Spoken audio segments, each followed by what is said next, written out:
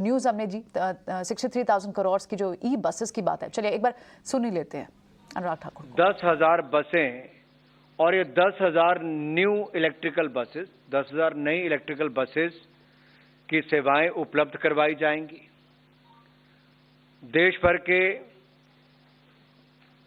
169 शहरों में से 100 शहरों को चैलेंज मेथड के आधार पर चुना जाएगा। अब ये वर्तमान में अगर आप देखेंगे देश के अधिकांश शहरों में पब्लिक ट्रांसपोर्ट की सुविधाएं, विशेष रूप से बसों का काफी अभाव है और नेशनल अर्बन ट्रांसपोर्ट पॉलिसी के अंतर्गत ये सुझाव भी थे कि जैसे पब्लिक ट्रांसपोर्ट को नॉन मोटराइज्ड ट्रांसपोर्ट, इसको और बल देना चाहिए, प्रोत्साहन देना चाहिए। तो इसी परिप्रेक्ष्य में देश के 100 शहरों को वृहद पैमाने पर इलेक्ट्रिक बस सेवा चलाने के लिए ये योजना तैयार की गई है, जो ग्रीन मोबिलिटी को बढ़ावा देगी। अब ये कैसे 100 शहर चुने जाएंगे? देश में जो 3 लाख से 40 लाख की जनसंख्या वाले 169 शहर है, 169 सिटीज हैं, उनमें चैलेंज मेथड के आधार पर 100 शहरों का चयन किया जाएगा। 5 लाख से कम जनसंख्या वाले शहरों को 50 बसेस मिलेंगी। 5 लाख से 20 लाख की आबादी वाले प्रत्येक शहर के लिए 100 बसें और 20 लाख से 40 लाख की आबादी के शहरों के लिए 150 बसों की सहायता दी जाएगी।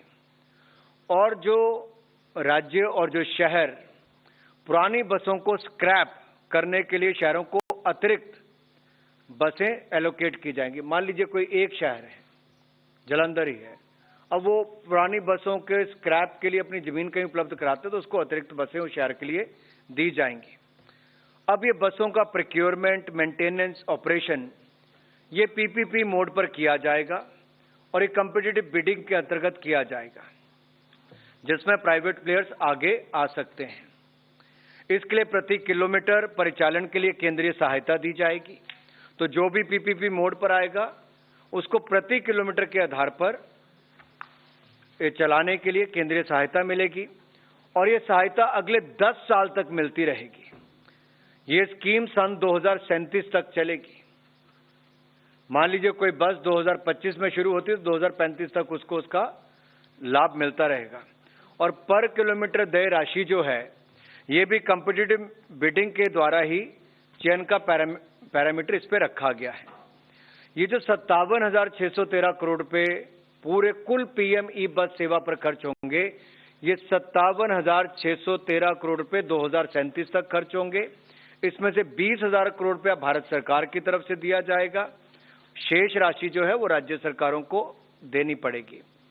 जैसे बस सेवा के संचालन के लिए इन शहरों में आवश्यक इंफ्रास्ट्रक्चर की जरूरत है, जैसा कि बस डिपो है या अपग्रेडेशन करनी पड़ेगी। जो डिपो है कोई नए निर्माण होंगे, कुछ की अपग्रेडेशन करनी पड़ेगी, जहां पर इलेक्ट्रिक बसेस के पावर इंफ्रास्ट्रक्चर के लिए भारत सरकार द्वारा सहायता उपलब्ध करवाई जाएगी।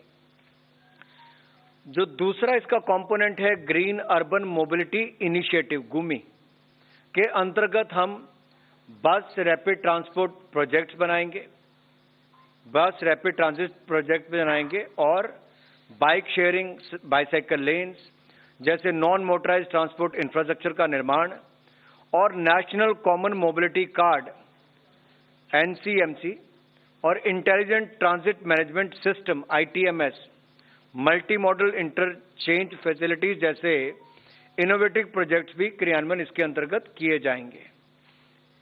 इसके लिए भी ग्रीन मोबिलिटी चैलेंज के आधार पर ही शहरों का चयन किया जाएगा। अब ये जो 20,000 करोड़ भारत सरकार देगी, इसका मैंने आपको बताया कि कैसे